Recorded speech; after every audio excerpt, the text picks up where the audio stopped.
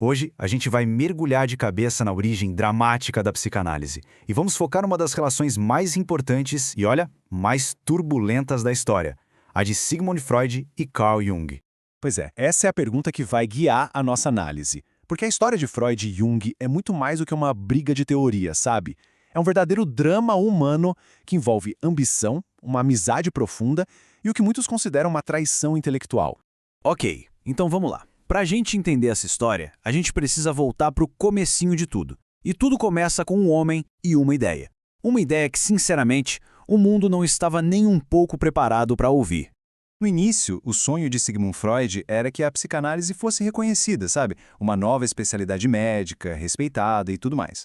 Só que a realidade foi um soco no estômago. Ele foi perseguido, a teoria dele foi chamada de esquisita, confusa, principalmente porque ele teve a ousadia de falar abertamente sobre sexualidade. A comunidade médica simplesmente virou as costas para ele. E aí, diante dessa baita rejeição, o que Freud faz? Desiste? Que nada! Pelo contrário, ele basicamente decidiu: ah é? O sistema não me aceita? Então eu vou criar o meu próprio movimento, do zero. E foi exatamente assim que aquela ideia, que antes estava isolada lá em Viena, começou a ganhar força e a encontrar seus primeiros e mais fiéis seguidores. E o crescimento foi, assim, impressionante, meteórico. O que começou em 1902 como um pequeno grupinho de estudos em Viena, em menos de uma década já era um fenômeno internacional. Chegou na Suíça, nos Estados Unidos e até em Buenos Aires. E foi nesse cenário de expansão que apareceu a figura que Freud tanto esperava. A pessoa que ele acreditava que ia consolidar o seu legado. Um cara chamado Carl Gustav Jung. Certo, agora vamos analisar de perto a conexão incrível que se formou entre o fundador da psicanálise e o seu herdeiro escolhido. E olha, isso aqui não são palavras de um biógrafo, não. Essas são as palavras do próprio Freud para descrever o Jung. Ele não viu Jung só como um colega de jeito nenhum. Ele via como um filho, o sucessor que ia levar a psicanálise adiante. 13 horas, é isso mesmo. Essa foi a duração da primeira conversa entre Freud e Jung. Imagina só, 13 horas seguidas, sem parar. Isso mostra a intensidade da conexão intelectual e pessoal também, que rolou entre eles desde o primeiríssimo encontro. Mas a importância do Jung é muito além do intelecto. Tinha uma questão estratégica aqui. Numa Europa onde o antissemitismo só crescia, a psicanálise era taxada de ciência judaica. O Jung, sendo suíço e não judeu, era a peça perfeita que o Freud precisava para dar uma cara internacional para o movimento, para dar mais credibilidade e, principalmente, para proteger a psicanálise da perseguição. Só que, como a gente sabe, nem as alianças mais fortes estão imunes a rachaduras, né? E a conexão entre Freud e Jung estava prestes a ser testada de uma forma brutal. O ponto de ruptura, sabe, o epicentro do terremoto que ia separar os dois para sempre, girava em torno de uma única palavra. Uma palavra com significados que, para cada um deles, eram completamente irreconciliáveis. Para o Freud, a coisa era preto no branco, era um dogma mesmo. Libido era energia exclusivamente sexual, o motor de tudo, ponto final. Já o Jung achava essa visão muito, mas muito redutora.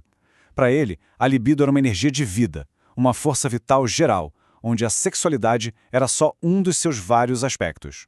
E esse exemplo do sonho ilustra a diferença na prática de um jeito brilhante. Pensa só, um paciente sonha com um anjo. A interpretação do Freud seria direta, sexualizada. Já o Jung ia por outro caminho. Ele buscaria um significado simbólico bem mais amplo, talvez ligado à espiritualidade ou a outras forças da mente.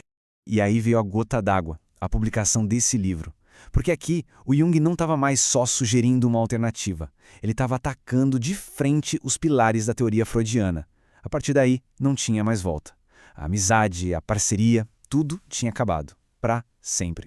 Essa separação foi, sem dúvida, devastadora para os dois. Mas, por mais maluco que pareça, também foi um período incrivelmente produtivo que acabou dando origem a alguns dos trabalhos mais importantes de cada um.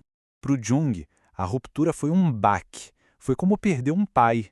Ele mergulhou num período longo de isolamento, uma jornada dolorosa de autoanálise, que ele mesmo chamou de confronto com o inconsciente. Mas foi dessa escuridão toda que nasceu a teoria mais famosa dele, a dos tipos psicológicos, que definiu conceitos como introvertido e extrovertido, que a gente usa até hoje.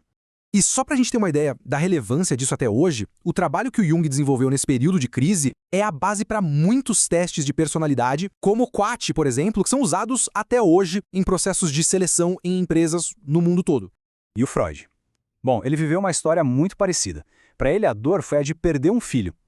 Ele também passou por um período de quase 7 anos de silêncio criativo, que ficou ainda pior por causa das dificuldades da Primeira Guerra. Mas quando ele saiu dessa crise, ele trouxe um dos conceitos mais radicais e, vamos dizer, sombrios da teoria dele, a ideia da pulsão de morte. E tudo isso nos deixa com uma reflexão final. Será que a psicologia teria se desenvolvido tanto se eles tivessem continuado juntos de mãos dadas? Ou foi justamente essa ruptura, essa colisão de dois gigantes que forçou cada um a levar suas próprias ideias a extremos que eles nunca tinham imaginado e que acabou enriquecendo o mundo com duas visões profundamente diferentes da mente humana? A questão fica no ar.